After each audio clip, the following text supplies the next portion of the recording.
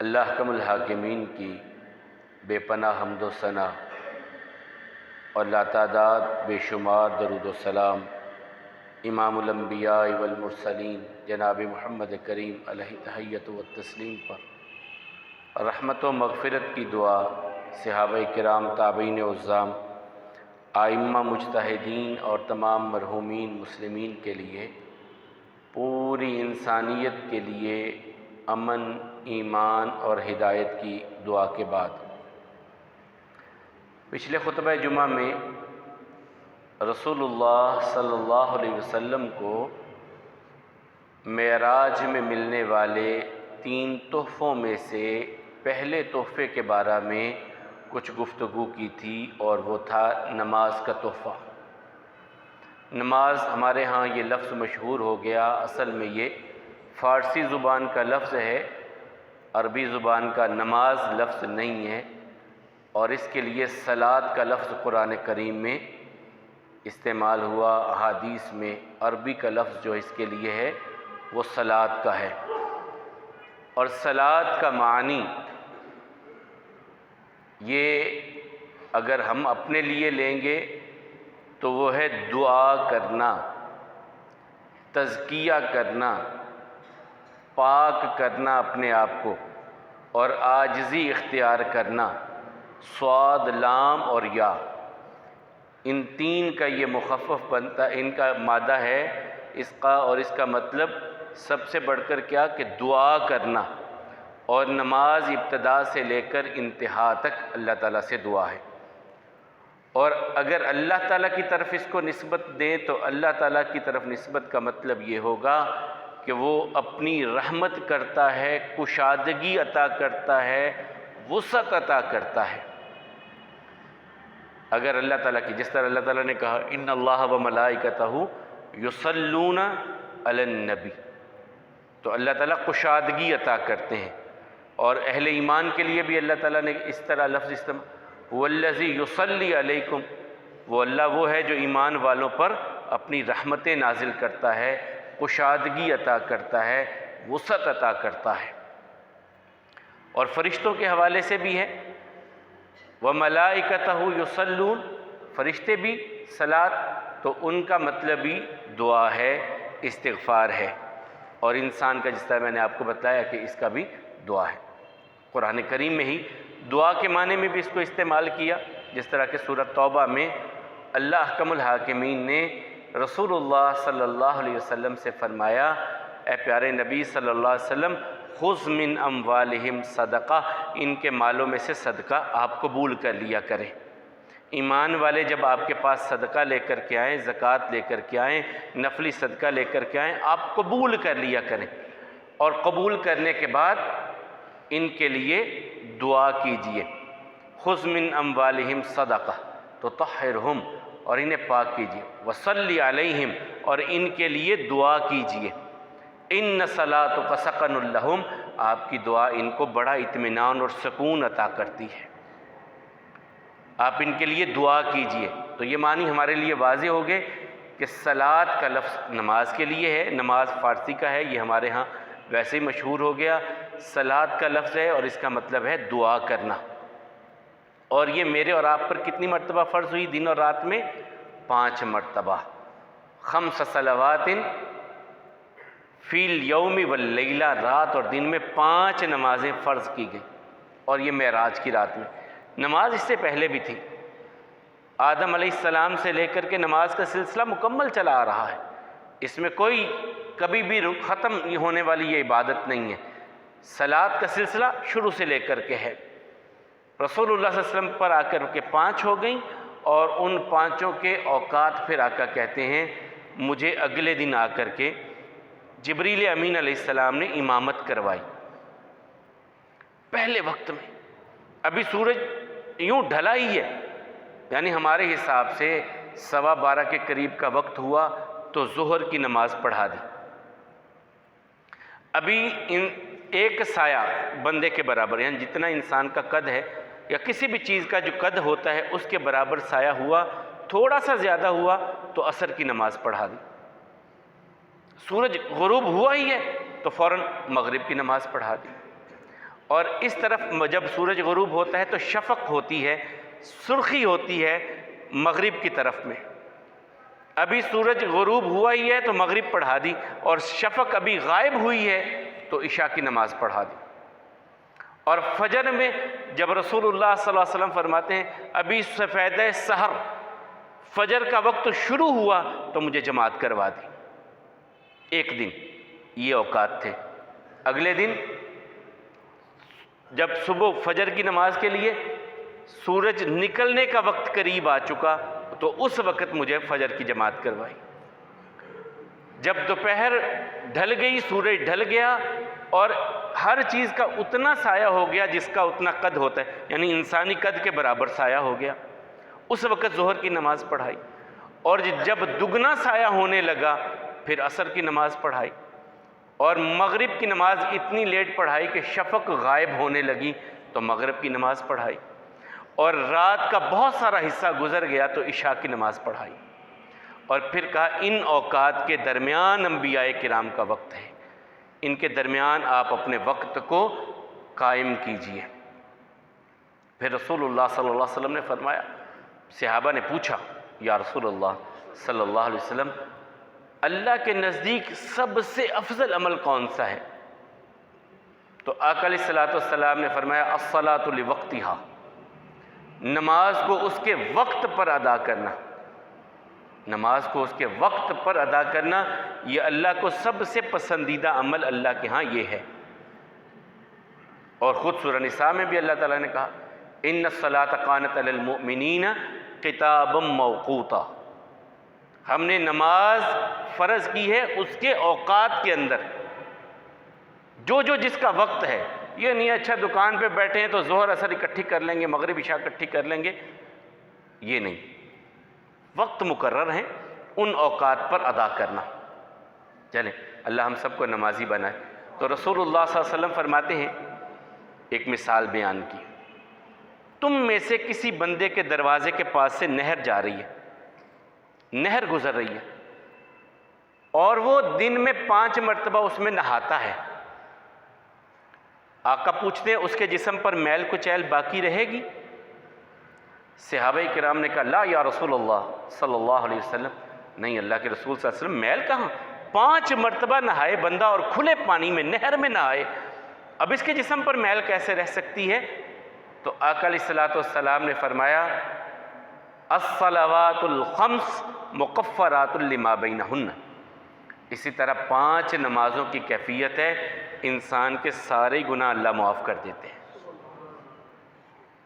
سارے گناہ اللہ معاف کر دیتے ہیں۔ اور اس کے لیے ابتداً آذان نہیں تھی، آذان تقریباً 4.5 سال کے بعد آذان کا، نماز کے فرض ہونے کے بعد تقریباً 4.25 ساڑھے 4 سال گزرنے کے بعد آذان کا معاملہ آیا۔ اور آذان کا معنی کیا ہوتا ہے؟ اعلان، بلاوا، جسے ہمارے ہاں کہتے ہیں نا صدا دینا کسی کو، یہ آذان کا معنی ہے۔ اور آذان کے بارے میں رسول اللہ صلی اللہ علیہ وسلم فرماتے ہیں لو یعلم الناس ما فی النداء والصف الاول، اگر لوگوں کو اجر کا پتہ چل جائے کہ آذان دینے کا اجر کیا ہے، ثواب کیا ہے، کیا اللہ تعالیٰ عطا کریں گے اس کا اجر، اور پہلی صف میں آ کر کے بیٹھنے کا اجر اللہ تعالیٰ کیا عطا کریں گے، لوگ ایک دوسرے سے قرعہ اندازی کریں، وہ کہے میں نے بیٹھنا ہے، وہ کہے میں نے بیٹھنا ہے، وہ کہے میں نے بیٹھنا ہے، لوگ بھاگیں اور قرعہ اندازی کریں کہ پہلی صف میں ہم نے بیٹھنا ہے، اتنا اجر ہے اس کا۔ اور اذان دینے کے بارے میں کیا فرمایا کریم آقا علیہ الصلوۃ والسلام نے؟ فرمایا جہاں جہاں تک آواز پہنچتی ہے، جہاں جہاں تک آواز پہنچتی ہے، قیامت کے دن اس بندے کے حق میں ہر مخلوق گواہی دے گی، جس نے اذان کی آواز کو سنا ہے۔ اور یہ بڑے اجر کا معاملہ، بڑے اجر کا معاملہ کہ اللہ کے حبیب علیہ الصلوۃ والسلام نے سب سے پہلے حضرت بلال کو، پھر مسجد نبوی میں عبداللہ ابن ام مکتوم کو، یہ نابینا صحابی تھے، یہ فجر کی اذان دیتے تھے، اور پھر ابو محذورہ کو، مکۃ المکرمہ فتح ہو گیا، بلال کو کہا اذان دو، بلال اذان دینے لگے۔ تو چھوٹے چھوٹے بچے بیت اللہ کے پاس گلی میں یا بیت اللہ کے اڑوس پڑوس میں اس اذان کی نقل اتارنے لگے، حضرت بلال کی اذان کی نقل اتارنے لگے۔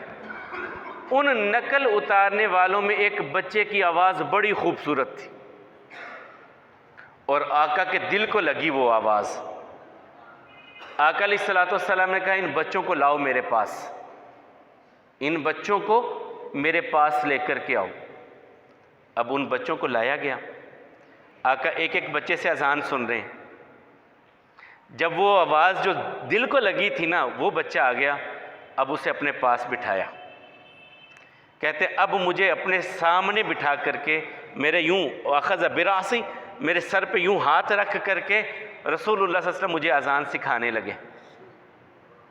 ایک ایک جملہ، بیٹے ایسے کہو اللہ اکبر اللہ اکبر، یوں سکھایا۔ کیسے یار وہ سعادت مند بچہ ہوگا کہ آقا نے ہاتھ سر پہ رکھ کے اذان سکھائی ساری۔ اذان سکھانے کے بعد پھر ان کی ڈیوٹی لگا دی، اچھا اب تو یہاں پر اذان دیا کرے گا، ہم تو مدینے چلے جائیں گے، بیت اللہ کی اذان اب تیری ذمہ داری ہے۔ اس بچے کی ڈیوٹی لگائی تھی رسول اللہ صلی اللہ علیہ وسلم۔ چلیں، اس کے ساتھ ہی اب ہم سن رہے ہیں اذان سن رہے ہیں، تو رسول اللہ صلی اللہ علیہ وسلم فرماتے ہیں فَقُولُوا مِثْلَ مَا يَقُولُ الْمُؤَذِّنُ، تم بھی اسی طرح کہتے جاؤ جس طرح مؤذن کہہ رہا ہے، اذان دے رہا ہے، تم بھی ساتھ ساتھ جواب دیتے جاؤ۔ اذان کے جملے کتنے ہیں بھلا؟ ہم نے کبھی سوچا کتنے فکرے ہیں یہ سارے؟ چلیں گن لیں۔ 4 مرتبہ اللہ اکبر آغاز میں آ گیا، 2 دفعہ اشہد ان لا الہ الا اللہ آ گیا، کتنے ہو گئے؟ 6۔ 2 دفعہ اشہد ان محمد رسول اللہ آ گیا، کتنے ہو گئے؟ 8۔ 2 دفعہ حی علی الصلاۃ آ گیا، کتنے ہو گئے؟ 10۔ 2 دفعہ حی علی الفلاح آ گیا، کتنے ہو گئے؟ 12۔ 2 مرتبہ پھر اللہ اکبر آ گیا، 14، اور 1 مرتبہ لا الہ الا اللہ، کتنے ہو گئے؟ 15۔ اب یاد رہیں گے انشاءاللہ۔ اذان کے کلمے کتنے؟ 15۔ اور اگر فجر کی اذان ہو تو 2 اور ہو جائیں گے، 2 کلمے اور ہو جائیں گے فجر کی اذان میں، الصلاۃ خیر من النوم۔ یہ بعض کہتے ہیں کہ نہیں حضرت عمر رضی اللہ تعالیٰ نے اضافہ کیا تھا، نہیں، ایسی کوئی بات نہیں ہے۔ ابھی میں نے حضرت ابو محذورہ رضی اللہ تعالیٰ کی جو بات کی ہے، وہ کہتے ہیں جب مجھے اذان سکھائی آقا نے تو کہا اگر ان کان من صلاۃ الفجر، اگر فجر کی اذان دینی ہے، یہ ابو داؤد کی حدیث ہے، تو فجر کی اذان ہو تو وہاں حی علی الفلاح کے بعد الصلاۃ خیر من النوم کہنا ہے۔ اچھا، اذان میں ایک اور تبدیلی بھی ہوگی۔ کب ہوگی تبدیلی؟ جب بارش ہو رہی ہے بہت زیادہ، مسجد کی طرف نہیں آیا جا سکتا، تو رسول اللہ صلی اللہ علیہ وسلم کیا اعلان کرواتے؟ حی علی الصلاح اور حی علی الفلاح کی جگہ پر الا صلوا فی الرحال یا الا صلوا فی البیوت، 2 الفاظ کہلوائے جاتے مختلف۔ اپنے گھروں میں ڈیروں پر جہاں ہو وہیں پہ نماز پڑھ لو، مسجد کی طرف آنے کی زحمت نہ کرنا، پانی ہے، کیچڑ ہے، بارش ہو رہی ہے، نہ جہاں پر ہو وہیں پہ نماز ادا کر لینا۔ تو اذان کا جواب، اللہ اکبر کا جواب اسی طرح۔ اس کا مطلب کیا؟ اللہ سب سے بڑا ہے، 4 مرتبہ اس کا جواب ایسے ہی۔ آگے پھر کیا آ جاتا ہے؟ اشہد ان لا الہ الا اللہ، میں گواہی دیتا ہوں، میں اس بات کی شہادت دیتا ہوں کہ اللہ کے سوا کوئی عبادت کے لائق نہیں۔ 2 مرتبہ یہ کہہ دیا، پھر آگے اشہد ان محمد رسول اللہ، میں گواہی دیتا ہوں، میں شہادت دیتا ہوں کہ محمد صلی اللہ علیہ وسلم اللہ کے رسول ہیں۔ پھر آگے حی علی الصلاۃ، آؤ نماز کی طرف آ جاؤ، چلے آؤ نماز کی طرف۔ یہاں کیا کہنا ہے؟ لا حول ولا قوت الا باللہ۔ کیوں؟ یہ کیوں کہنا ہے؟ کبھی سوچا ہم نے؟ یہ جنت کے خزانوں میں سے ہمیں یہ جملہ ملا ہے، جنت کے خزانوں، اور ایک روایت میں عرش کے خزانوں میں سے اللہ تعالیٰ نے یہ جملہ عطا کیا ہے، لا حول ولا قوت الا باللہ۔ یہ یہاں پر کیوں پڑھنا ہے؟ وہ تو کہہ رہا ہے کہ آؤ نماز کی طرف، ہم آگے سے کہہ رہے ہیں لا حول ولا قوت الا باللہ۔ مطلب کیا؟ مطلب یہ ہے کہ تو ہمیں جس نیکی کی طرف بلا رہا ہے اللہ کے بغیر اس کی توفیق بھی کوئی نہیں عطا کرنے والا، وہی توفیق عطا کرنے والا ہے۔ اگر ہمیں برائی سے بچاتا ہے تو وہ، نیکی کی توفیق دیتا ہے تو وہ۔ پھر آگے حی علی الفلاح 2 مرتبہ آ گیا، آؤ کامیابی کی طرف۔ فلاح کسے کہتے ہیں؟ کامیاب ہونا۔ اور کسان کو بھی فلاح کہتے ہیں، جب اس کی کھیتی تیار ہو جاتی ہے وہ بڑا ہوتا ہے کہ یار میں کامیاب ہو گیا، میں نے جو بیج بویا تھا وہ آج پھل لے آیا۔ تو حی علی الفلاح، کامیابی کی طرف آؤ۔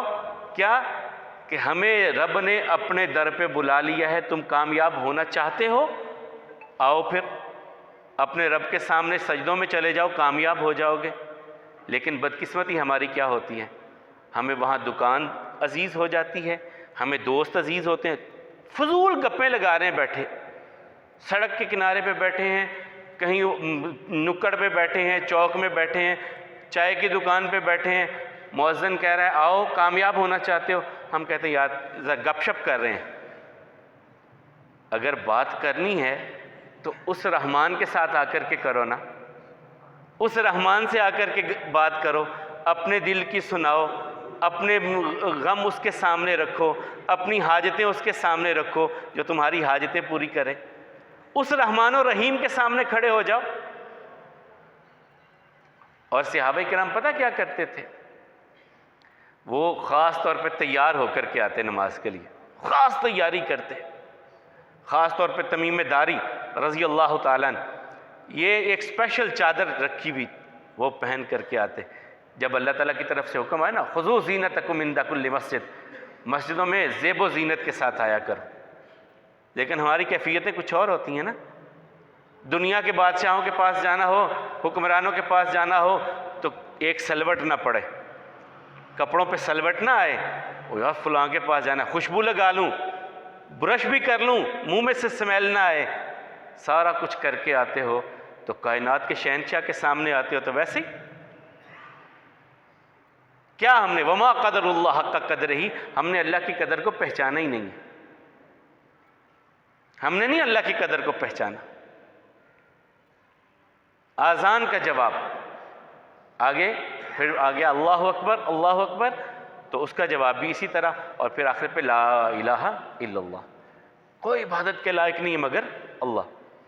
اب رسول اللہ صلی اللہ علیہ وسلم فرماتے ہیں فقولوا مثل ما یقول المؤذن ثم صلوا علی، جواب دے دیا ہے اذان کا، اب مجھ پر درود پڑھو، اب درود پڑھو، پڑھیے، اور اس کے بعد پھر میرے لیے اللہ سے وسیلے کا سوال کرو۔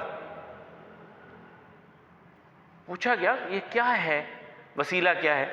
فرمایا جنت کا ایک مقام ہے، ایک ہی مقام ہے، اور میں امید رکھتا ہوں اللہ تعالیٰ مجھے عطا کریں گے، مقام وسیلہ، مقام محمود، اس کے لیے اللہ تعالیٰ سے مجھ سے میرے لیے شفاعت جو ہے وہ سوال کرو۔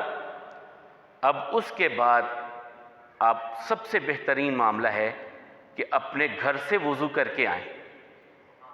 سب سے اچھا عمل کیا ہے؟ گھر سے وضو کر کے آئیں۔ وضو کیا ہوتا ہے؟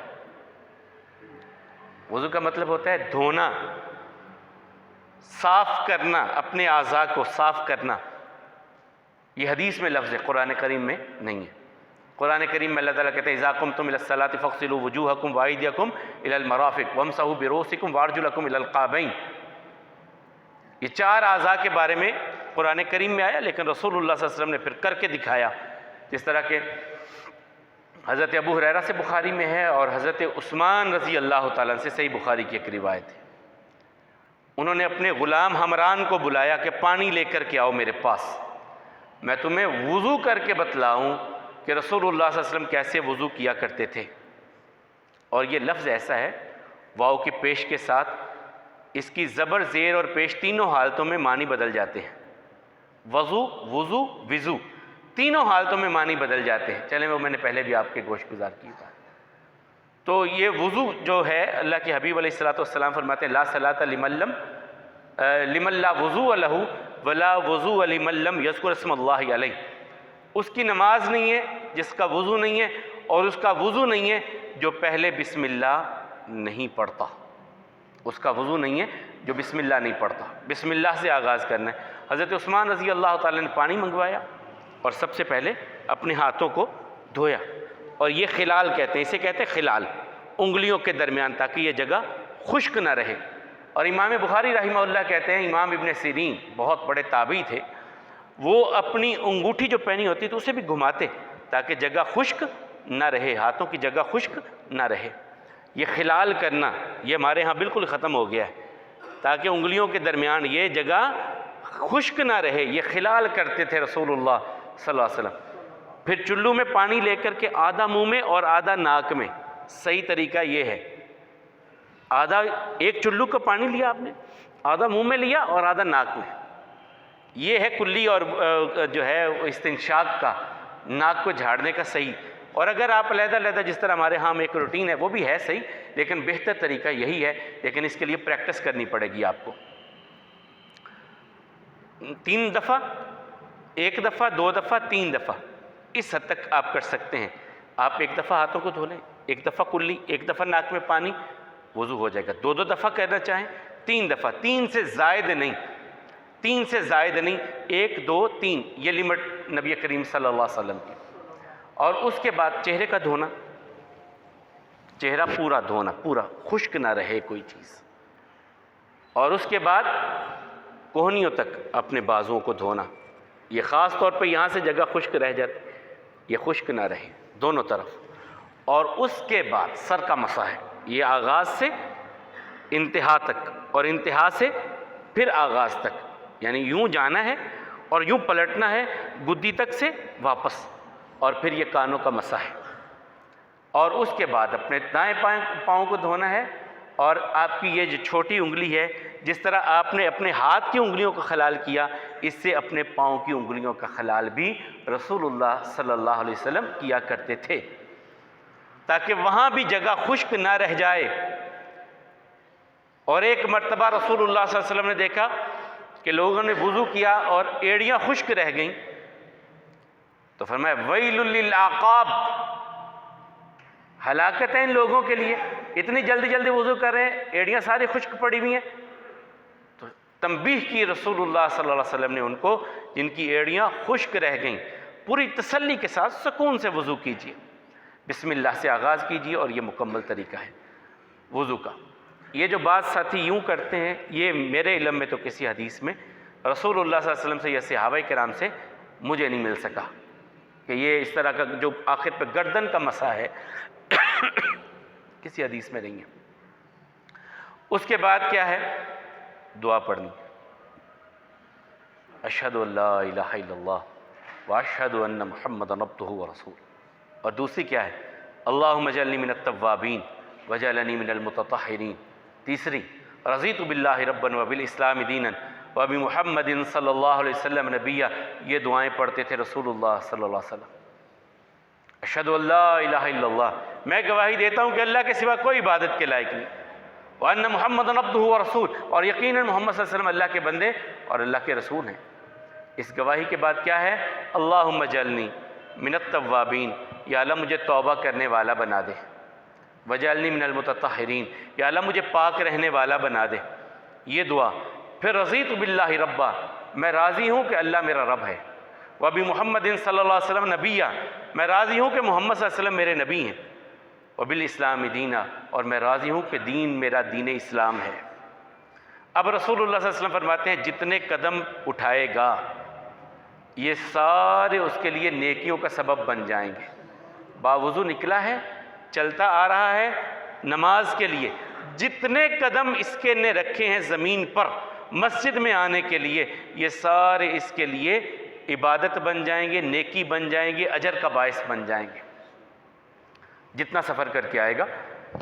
مسجد نبوی کے پاس کچھ گھر خالی ہو گئے، کچھ گھر خالی ہوئے، تو ایک دور کے محلے والوں نے سوچا یار یہ خرید لیں، یہاں شفٹ ہو جائیں کہ مسجد میں آنا جانا آسان ہو جائے گا۔ یہ بات رسول اللہ صلی اللہ علیہ وسلم کے علم میں آئی۔ کہا بھئی میں نے سنا ہے بنو سالم کہ تم مسجد کے پڑوس میں آنا چاہتے ہو، یہ گھر لینا چاہتے ہو؟ کہا جی یا رسول اللہ صلی اللہ علیہ وسلم، ہم اس لیے یہاں آنا چاہتے ہیں کہ دور سے آنا پڑتا ہے، یہاں قریب گھر ہوگا تو مسجد میں آنا جانا آسان ہو جائے گا۔ تو آقا علیہ الصلوۃ والسلام فرمایا نہ کرو ایسا یار، نہ کرو ایسا، وہیں پر رہو، دور رہو۔ کیوں یا رسول اللہ صلی اللہ علیہ وسلم؟ فرمایا جتنے قدم تم چل کر کے آؤ گے ساری نیکیاں تمہیں مل جائیں گی، قریب آ جاؤ گے تو وہ نیکیاں تمہیں نہیں ملیں گی۔ قریب سے اٹھ کے آ جاؤ گے، دور سے آؤ گے، جتنے قدم رکھو گے زمین پر وہ تمہارے لیے اجر کا باعث بن جائے۔ انہوں نے کہا ہاں ہمیں تو زیادہ نیکیاں چاہیے، ہم دور سے آ جایا کریں گے، زیادہ قدم رکھیں گے زمین پر، زیادہ قدم چل کر کے آئیں گے، اللہ تعالی ہمیں زیادہ نیکیاں عطا کریں گے۔ اب مسجد میں آنا ہے، دایاں پاؤں پہلے اور بسم اللہ والصلاۃ والسلام علی رسول اللہ، اللہم اغفر لی ذنبی وافتح لی ابواب رحمتک، اللہم اعصمنی من الشیطان الرجیم۔ یہ مختلف دعائیں نبی کریم صلی اللہ علیہ وسلم سے ملتی ہیں اللہ کے نام کے ساتھ، یا درود و سلام رسول اللہ صلی اللہ علیہ وسلم پر، اے اللہ میرے گناہوں کو معاف فرما دے، مجھے شیطان سے محفوظ فرما اور میرے لیے اپنی رحمتوں کے دروازے کھول دے۔ یہ دعا پڑھتے ہوئے مسجد میں آنا ہے۔ اور جب مسجد میں آگے ہیں تو آتے ہی ایک کام ہے، وہ ہے تحیت المسجد کے 2 نفل پڑھنا۔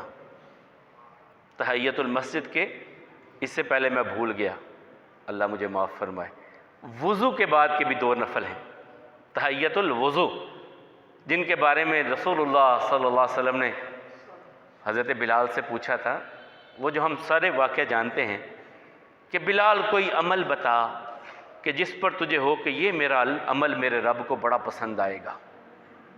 کبھی ہم نے سوچا ہے کہ یار میرا یہ جو کام ہے نا میرا رب یہ بڑا پسند کرے گا؟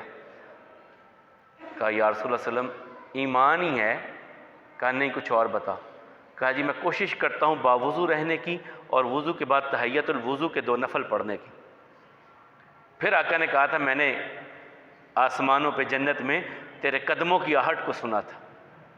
تو تحیت الوضو کے 2 نفل اور اسی طرح تحیت المسجد، جب آپ مسجد میں آئے ہیں تو 2 نفل۔ آقا علیہ الصلوۃ والسلام فرماتے ہیں تم میں سے کوئی بھی بندہ مسجد میں آئے اتنی دیر تک بیٹھے نہیں جب تک 2 رکعت پڑھ نہ لے۔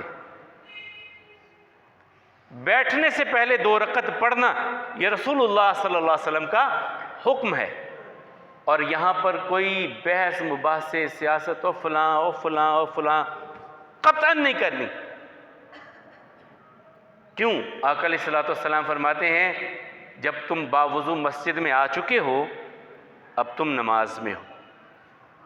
اور اسی کے بارے میں وہ حدیث مبارکہ غالباً میں نے پچھلے جمعہ بھی آپ کو بیان کی تھی کہ رسول اللہ صلی اللہ علیہ وسلم فرماتے ہیں احدکم ما قعد ينتظر الصلاۃ فی الصلاۃ ما لم يحدث، جب بندہ مسجد میں آتا ہے نماز کا انتظار کرتا ہے اور بے وضو نہیں ہوتا، اس کے لیے اللہ تعالیٰ کے فرشتے اللہ تعالیٰ سے کیا کرتے ہیں؟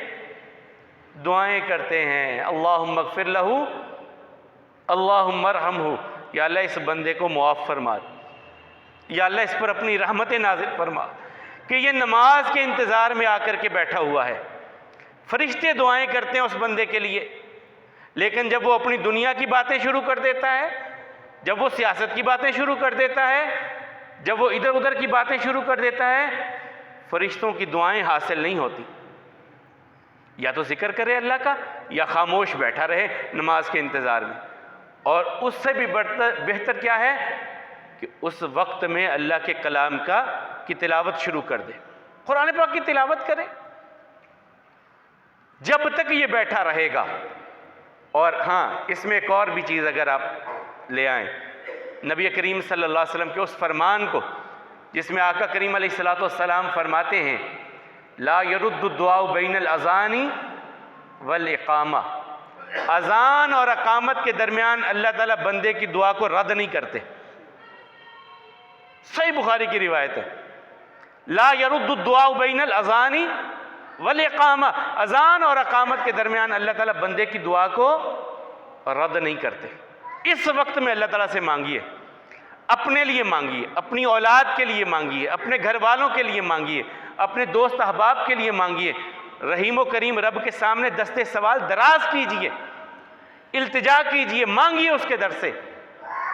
جو عطا کرتا ہے کرتا ہے کرتا ہے کرتا ہے اور اس کی نعمتیں کبھی ختم نہیں ہوتی، اس رب سے اس وقت میں مانگیے۔ لیکن ہمارے ہاں کیا ہوتا ہے، ہم کہتے ہیں یار ابھی تو 10 منٹ پڑھے ہیں نماز میں، ابھی 5 منٹ پڑھیں، چلتے ہیں یار چلتے ہیں، اور وہ قیمتی وقت ہم ضائع کر دیتے ہیں۔ وہ مانگنے کا وقت ہوتا ہے اللہ تعالیٰ سے۔ تو اس لیے یہ نہ سوچا کریں کہ ابھی یار مسجد میں اتنی جلدی کیا جا کے کرنا ہے، آئیے ضرور آئیے، اور آ کر کے بیٹھیے، اپنے رب سے مانگیے، اپنے لیے دعائیں کیجیے کہ کریم آقا علیہ الصلوۃ والسلام فرماتے ہیں اس وقت میں اللہ تعالیٰ دعا کو رد ہی نہیں کرتے۔ اور اس کے بعد اب آپ آگے ہیں، کوشش کریں کہ صف بندی اختیار کریں، صف میں آ جائیں، نماز پڑھنے آ رہے ہیں، آپ باوضو بھی ہیں، گھر سے آ بھی گئے ہیں، مسجد میں پہنچے، آ کر کے بیٹھے، نماز کا جو ہے وہ قیام ہونے لگا ہے، تو پہلی صف بہت بڑی سعادت، پہلی صف۔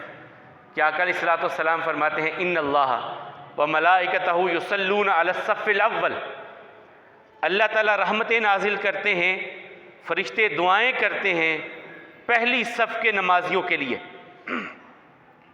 صحابہ کرام نے کہا وہ الصف الثانی، یا رسول اللہ صلی اللہ علیہ وسلم، اللہ کے حبیب علیہ السلام دوسری صف کے بارے میں کیا خیال ہے؟ فرمایا ان اللہ وملائکتہ یصلون علی الصف الاول، اللہ تعالیٰ رحمتیں نازل کرتے ہیں، فرشتے دعائیں کرتے ہیں پہلی صف کے نمازیوں کے لیے۔ صحابہ کرام نے پھر کہا کہ کسی طرح آقا کی زبان سے نکل جائے دوسری صف کے لیے بھی کچھ وہاں بھی گنجائش نکل آئے، تو تیسری مرتبہ میں آقا نے فرمایا ان اللہ وملائکتہ یصلون علی الصف الثانی، اللہ تعالیٰ رحمتیں نازل کرتے ہیں، فرشتے دعائیں کرتے ہیں دوسری صف کے نمازیوں کے لیے۔ لیکن 3 مرتبہ پہلی صف کو اللہ کے حبیب علیہ السلام نے اہمیت دی ہے۔ اور میں نے آغاز میں حدیث مبارکہ آپ کو سنائی، آقا فرماتے ہیں لو یعلم الناس ما فی النداء والصف الاول، لوگوں کو اجر کا پتہ چل جائے کہ پہلی صف کی نماز کا اجر کیا ہے اور آذان دینے کا اجر کیا ہے، لوگ آپس میں قرہ اندازی کریں کہ میں نے پہلی صف میں کھڑا ہونا ہے، میں نے آذان دینی ہے، اگر آپ کو مجھے پتہ چل جائے کہ اس کا اجر کیا ہے۔ اور اس کے ساتھ ہی فرمایا کہ اگر لوگوں کو اس بات میں پتہ چل جائے کہ فجر اور عشاء کی نماز کا اجر کیا ہے، اور ان کے قدم ساتھ نہ دیں چلنے پر، وہ اپنے آپ کو گھسیٹتے ہوئے مسجد میں پہنچیں تو پھر بھی پہنچیں گے اگر انہیں اس بات کی قدر محسوس ہو جائے کہ عشاء اور فجر مسجد میں پڑھنے کا اللہ نے اجر کیا رکھا ہے۔ پاؤں نہ بھی چلیں، وہ اپنے آپ کو گھسیٹتے ہوئے مسجد میں لے کر کے آئیں، یہ رسول اللہ صلی اللہ علیہ وسلم کا فرمان ہے۔ اور صحابہ کہتے ہیں ہم نے ایک بڑی سی ایک بات رکھی تھی ذہن میں، منافقین کی پہچان کے حوالے سے، جو فجر میں نہیں آتا عشاء میں نہیں آتا، ہم سمجھتے کہ اس میں کچھ نہ کچھ نفاق کی بات ہے اس میں، کہ جو فجر اور عشاء میں نہیں آتا۔ آقا فرماتے ہیں ان 2 نمازوں میں سر بھاری ہو جاتے ہیں، سر بھاری ہو جاتے ہیں۔ چلیں پہلی صف اور پہلی صف میں کھڑے کیسے ہونا ہے اس پر اگلے جمعے سے ہم گفتگو کریں گے۔ آج ہماری گفتگو تھی نماز ہی کے حوالے سے۔ پچھلے جمعہ میں بھی ہماری یہی بات تھی کہ تحفے جو ملے 3 معراج کی رات میں، ان میں سے پہلا تحفہ نماز کا تھا، دوسرا تحفہ کیا تھا؟ سورہ بقرہ کی آخری آیات، اور تیسرا تحفہ کیا تھا؟ کہ جو آپ کی امت میں سے شرک نہیں کرے گا اسے معاف کر دیا جائے گا۔ تو پہلے تحفے کے حوالے سے ہم بات کر رہے تھے، 5 وقت کی نمازیں ہیں، ان کے اوقات کے حوالے سے مختصر گفتگو ہوئی، اور نماز کے لفظ جو قرآن کریم میں اس کے لیے لفظ استعمال ہوتا ہے وہ صلاۃ ہے۔ یہ نماز کا لفظ فارسی زبان کا ہے، عربی میں قرآن میں حدیث میں اس کے لیے صلاۃ کا لفظ ہے، اور صلاۃ کے معنی ہوتے ہیں دعا کرنا، مانگنا، عاجزی اختیار کرنا، یہ صلاۃ لفظ کے معنی ہیں۔ اور اسی طرح میں نے آپ کو بتایا کہ اس کے لیے اذان ہے، اور اذان کا جواب بھی آپ کو بیان کر دیا گیا، اس کے بعد کی دعائیں بھی بیان کر دی گئیں کہ اذان کا مطلب ہوتا ہے بلاوا، اعلان، کسی کو پکارنا، یہ اذان کا معنی ہے۔ اور وضو، دھونا اپنے اعضاء کو، صاف کرنا اپنے اعضاء کو، یہ وضو کے معنی ہے۔ یہ 4 چیزیں آج آپ کے سامنے رکھنے کی کوشش کی ہے۔ اللہ تعالیٰ مجھے اور آپ کو ان راہوں کا راہی بنائے جو راہیں جنت کی طرف جانے والی ہیں۔ اللہ کم الحاکمین ہم سب کو سجدوں کی توفیق عطا فرمائے، اپنے در پہ جھکنے والا بنائے، نمازی بنائے، ہماری اولادوں کو نمازی بنائے۔ یہ بڑی عظیم دعا ہے حضرت ابراہیم علیہ السلام کی، اور رب اجعلنی مقیم الصلاۃ ومن ذریتی، یا اللہ مجھے نماز کو قائم کرنے والا بنا دے اور میری اولاد کو نمازی بنا دے۔ یہ ابراہیم علیہ السلام دعا کر رہے ہیں، جنہیں اللہ کہہ رہا ہے میں نے انہیں اپنا خلیل بنایا ہے۔ ان کی دعا ہے، اپنی اولاد کے لیے بھی یہ دعا کیا کریں، یا اللہ ہماری اولادوں کو بھی نمازی بنا اور ہمیں بھی بنا، اور یہ جو ہم نے ٹوٹے پھوٹے سجدے کر رہے ہیں انہیں قبول فرما لے اپنی بارگاہ میں۔ یقیناً ہم تیری عبادت کا اے مالک حق ادا نہیں کر سکتے، اے مالک ہم تیری عبادت کا حق نہیں ادا کر سکتے، لیکن جس طرح کے بھی ٹوٹے پھوٹے یہ سجدے، یہ رکوع، یہ نمازیں ہیں، انہیں اپنی بارگاہ میں قبول فرما لینا اور کمیوں کوتاہیوں سے درگزر فرمانا، بیماروں کو شفا عطا فرمانا، تنگ دستوں کی تنگ دستی کو دور فرمانا، محتاجوں کے احتیاج کو دور فرمانا، ہم سب کو صحت اور ایمان والی زندگی عطا فرمانا۔ اقول قولی ھذا والحمد للہ، استغفر اللہ لی ولکم ولسائر المسلمین۔